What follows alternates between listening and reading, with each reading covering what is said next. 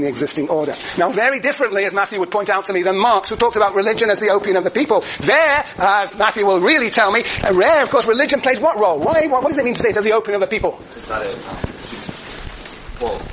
it keeps them... Oh, okay, sorry. That keeps them pacified so they stop. Yes, but religion is a response to the sufferings that workers have. It's a response to that workers are indeed, for Marx and Engels, suffering, and religion is in a sense some sort of compensation for that suffering. And I think that's slightly different to Weber's understanding of the role of religion as justifying capitalism. Anyway, so that's the first point. The second point. Actually, fascinatingly, if you look, and historians have looked, and a very famous labour historian by the name of E.P. Thompson, yes, Edward P. Thompson, author of a book called The Making of the English Working Class, a classic book about the formation of the English working class in the 19th and 18th and 19th centuries. There he argues that Methodism, Protestantism, is the foundation in some parts of England of class consciousness, of class solidarity. What binds workers together is the religion. Religion, therefore, is not what justifies their exploitation, but religion becomes the foundation, the cultural foundation of class solidarity, what glues workers together and makes them into a collective force and sometimes even a revolutionary force. So there are alternative ways of thinking about the relationship of religion to class than the Weberian one. So that's the second point.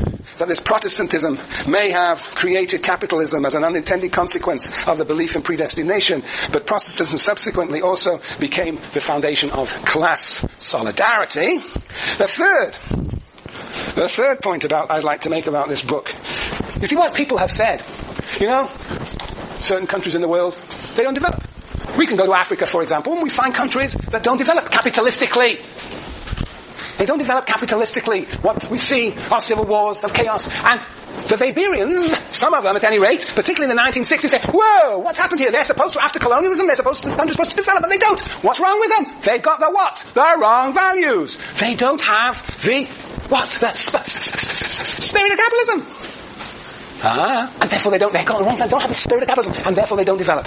So, that is not Weber. Weber says, I was only interested in spirit of capitalism as the origins, but no, now people are saying that actually capitalism today does not develop in certain parts of the world. Why? Because certain peoples in certain parts of the world do not have the spirit of capitalism.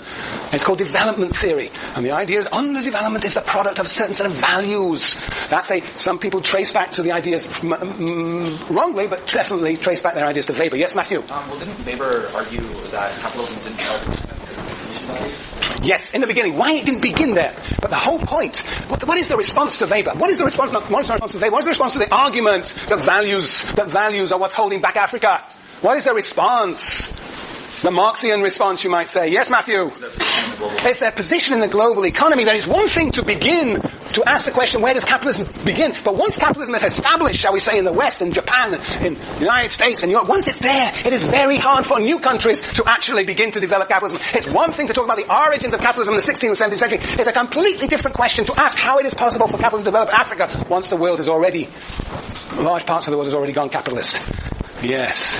So there have been heavy critiques of the use of modernization theories, it's called. The use of the idea that values is what holds back economies. This has been subject to a lot of criticism.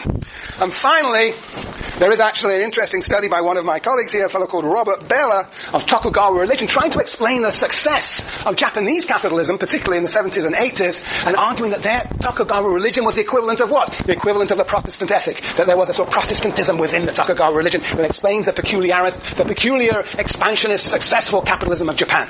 So this book has been used, as I say, in many different ways. Even Weber, remember Weber, talking about those women, those girls, those workers, those shirkers with traditionalist values. That's why they were not working hard. Other people might say they were resisting working hard and they were forming themselves into a class. So these are different ways of thinking about economic behavior. Okie dokie, Jessica. So the fourth point is this idea of transplanting the idea of the Protestant ethic to Japan and seeing the analogy between Protestantism and Tokugawa religion, and thus explaining the vibrancy and success of Japanese capitalism by reference to its religious antecedents. Okay. All right. Any questions? Any questions before we go on to bureaucracy? Good, very good. All clear. All clear. All right, very good. Draw a line. We're moving on. Bureaucracy. No? Well, we've got plenty of time. Next time. Yeah, good. All right. Look, there are two expressions of modern Western bourgeois rationalism. Modern Western rationalism for Weber. One is modern Western bourgeois rational capitalism, the capitalism we've been talking about.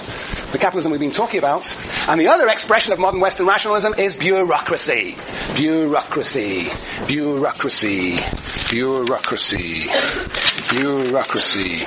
Now you might say that capitalism, this peculiar Western bourgeois rational capitalism, is distinctive in as much as it is about pursuing money for money's sake. It's about the pursuit of an irrational goal. If that is the case, then I think, if that is what is distinctive about this modern Western bourgeois rational capitalism, making money for its own sake, then I think for bureaucracy, the concern is not with some irrational goal, but with rational means. For Weber, bureaucracy is in fact the most efficient way of doing things. If you want an efficient organization, go for bureaucracy. Okay, Karen, how does that sound to you? Okay. Is that what you would choose? Bureaucracy? If you want to achieve something, you want to organize an army, would you organize it bureaucratically? You want to organize a university, would you organize it bureaucratically? Probably not. Yes. Well, Max Weber is very enamored to the idea of bureaucracy. Yes. Anybody know what a bureaucracy is? Bureaucracy? Anybody confronted? Everybody been worked in, engaged with a bureaucracy?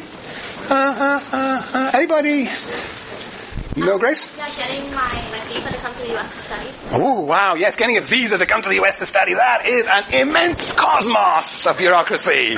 Yes, can you just tell us a little bit about that experience? Well, first you have to apply. Well, first you have to get in college in California, and then I had to show them proof that I got in, so I'm actually coming here. And you have to write them a letter and have it approved by someone higher, and you send it to the embassy, and then they go over it, and they put all these stamps and dates on it, and they send it back, and you review it. And then you send it back and say it's okay, and then they send it back for your picture, and they torture the information, and they send it back to them, stamp it, and then they send you your visa. Very good. That is bureaucracy, right?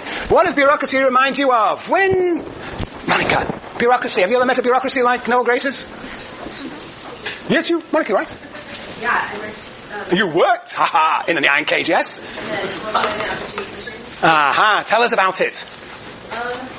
Basically there's a never-ending stack of persuasion, and I interview every single one of the clients. So if I do it by the most likely to be helped, so the least likely. I call them and they yell at me. I would push it. That's very interesting. See, this is the other side of bureaucracy, what it's like to work in a bureaucracy. You are the client, Noel Grace, and Monica is the worker, who's stamping a very different perspective. But from the outside, bureaucracy is related to what? What do you think of bureaucracy? Conrad, you're a man of great experience. Bureaucracy means to you what? Bunch of red tape. Bunch of red tape. What's red tape?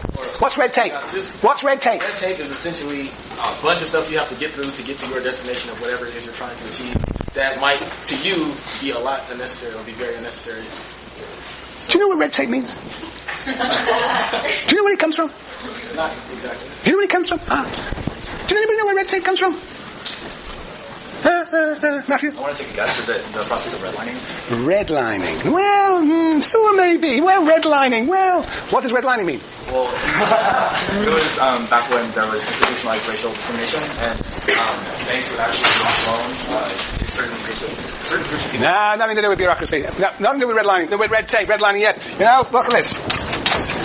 This is a stack of paper. And this is the red tape that binds the paper. That's the red tape. Bureaucracy stands for what? Inefficiency. Don't close your computers because we've got 3 more minutes. This is how the bureaucratic organization of this class works. You only leave at 3:30. Well, you got another hour to go. Okay. Now, look. So Weber sees bureaucracy as the most efficient form of organization. Yet you probably think of it as the most inefficient form of organization. That is the puzzle we've got to figure out. How can this intelligent man, the author of this brilliant book, think of bureaucracy as the most efficient organization? Well, what's the answer? The answer is, who with what does Weber compare bureaucracy? Yes. So what we have to do is actually compare bureaucracy with what? What does Weber compare it with? He compares it with patrimonialism. And what is patrimonialism? Basically, patrimonialism is to do with familial, personalistic ties. Bureaucracy refers to the organization that is based on impersonal ties. We have to compare all the time bureaucracy with patrimonialism. And the Godfather is a quintessential form of patrimonial organization, which is why we're going to watch it on Friday. So there are 6 features of bureaucracy. Do you know what they are? And you're not going until we figure this out. Do you remember what they were? 6 features. Number 1.